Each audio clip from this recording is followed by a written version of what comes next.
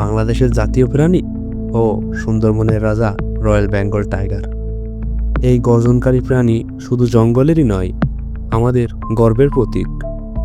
চলুন আজ তার রহস্যময় জীবনের কিছু অজানা তথ্য জানি।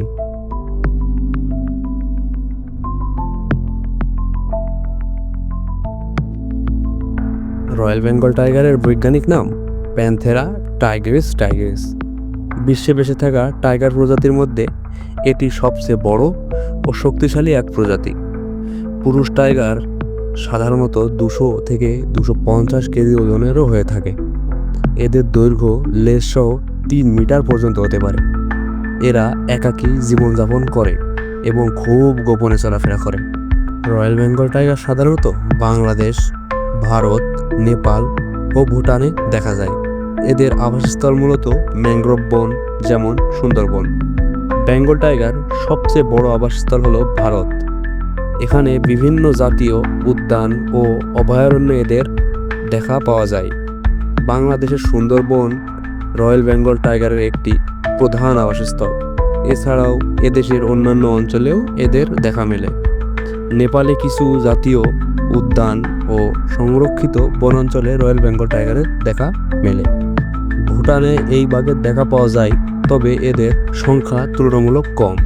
এদের প্রধান খাদ্য হরিণ, বুনো শূকর, বানর ইত্যাদি।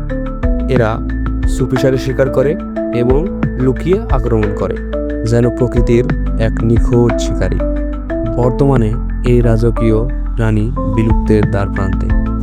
এর পেছনে কারণ হলো বন ধ্বংস, নদী ভাঙন, চোরা শিকারী এবং খাদ্য সংকট। মানুষের বসতি সম্প্রসারণ, কাঠ কাটা এবং বন্যপ্রাণী পাচার, এইসব কারণে টাইগারের সংখ্যা দিন দিন কমে যাচ্ছে।